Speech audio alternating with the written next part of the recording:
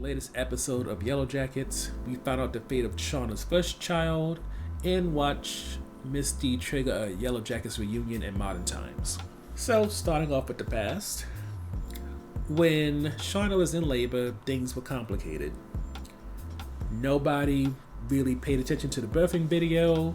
When it comes to Ben, he's completely useless despite being the only adult. And the best thing they have is Misty, who tries her best, and Akila, who was around when her sister gave birth. Neither of these two people are prepared for complications, and as Shauna starts to excessively bleed, all kinds of red flags go up. And while Charlotte's people do a prayer circle and they offer blood, hair, and more, things don't improve. Misty freaks out through part of it because she expected to do this with Crystal, and there just comes a point when Shauna passes out. And when she awakes, she thinks that she delivered her son, and then, the next focus is the struggle of getting him to latch and feed him, but in reality, her son died during childbirth. Going into modern times, when it comes to Van and Taissa, it's still very much unclear why they broke up, but you can tell there's lingering feelings, and not just with the dark, shady part of Taissa. For when Taissa discovers all of Van's bills, she begins to get worried about her and offers her help because she used to be a real estate attorney. But Van really doesn't want any of this. In some ways, it seems like Van kind of likes the dynamic when she's the one in control, she's the one who's sane, in power, whatever, so having that shift happen makes her very uncomfortable. Hence why, even though she kind of doesn't seem to want to be around Taissa, when Taissa needs her regarding either her shadow figure or else getting up to Cherry Hill, New York in order to check out what Misty's talking about regarding Charlotte, she decides to take the ride. Which leads us to the murder investigation, which it is what it is. At this point, Kevin and Matt feel like they have enough to bring Shauna and Callie in to question them and really get the smoking gun. And while Callie, when she speaks to Kevin, pushes the idea that her and Matt perhaps had sex, which could really complicate things for Kevin, when it comes to Shauna talking to Matt, she admits to having an affair, and with that, it's very unclear whether or not what Callie said would help at all. For the fact of the matter is, they know she had an affair. They know it definitely wasn't with Jeff's best friend, so she got the ball rolling, and Jeff is pretty much unsure what to do when it comes to either of these two ladies in his life because at this point, they're just making things worse. Which leads us to the final topic, and that's just everyone being reunited. And as much as it's nice to see Misty embrace Taissa, see Van again, Shauna, and the rest, and it's even kind of notable that when Van sees Charlotte, it's kind of a weird moment. I feel like the main focus or the top thing wasn't necessarily the Yellowjackets being reunited, but rather Natalie and Lisa. Lisa is someone is new to Natalie's life, and the way that she treats Natalie makes it almost seem that Natalie isn't used to, maybe outside of a relationship or maybe in a sexual context, having someone who can see the best in her.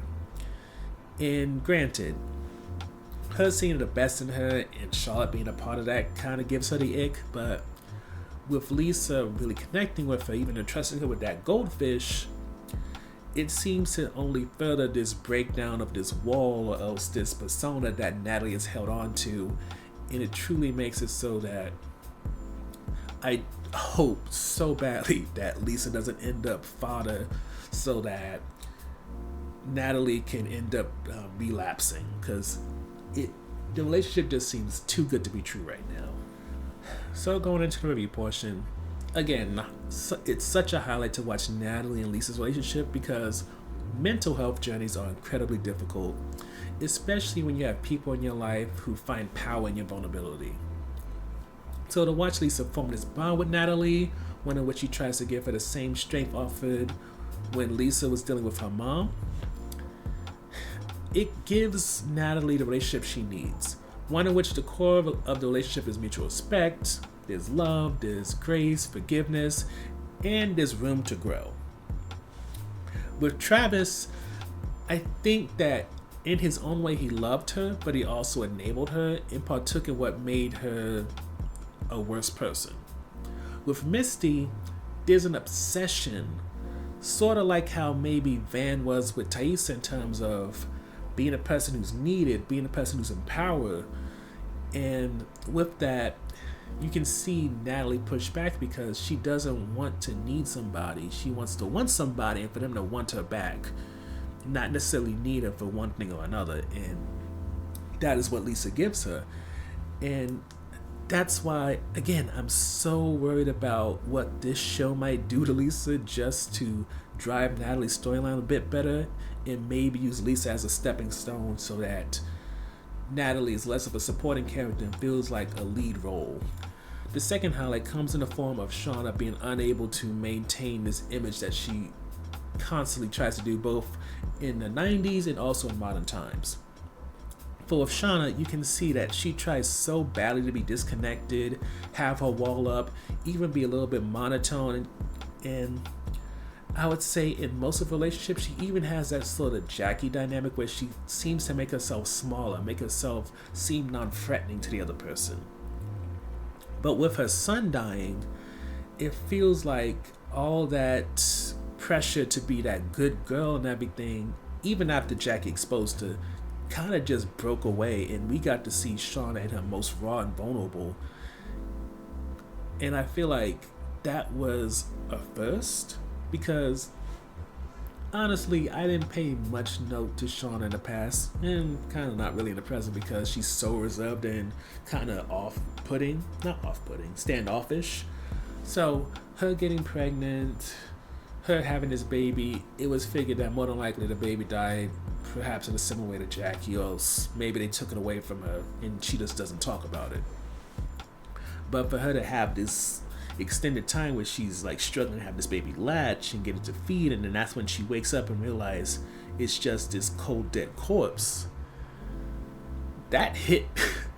I think it caused a tear. It's been a while since I watched the episode, but just thinking about it kind of gets me a little emotional. So I can only hope this is one of those cases where either A, it's just about showing what is possible with this character, just not going to be given to you on a consistent basis so that you don't appreciate the moment, or B, this is truly going to be an awakening when it comes to Shauna and us getting to see a different side to her beyond the one who either Jackie formed or else the one that she allowed herself to be in order to allow Jackie to shine.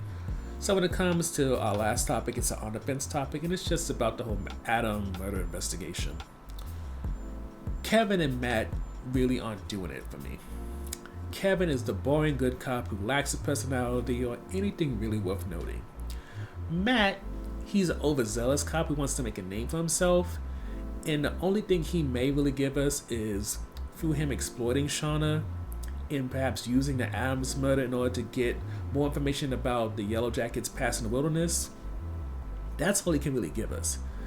Outside of that, yes, you can kind of say they help Callie's likability, especially since she seems to be more Team Shauna nowadays, but it still feels like a B storyline, like what's going on with Thais' wife, that really doesn't hold the kind of weight or give you the type of stuff that makes it so that you feel the show can really start pulling away from the whole what did these potential cannibals do in the wilderness and what are they hiding now regarding that.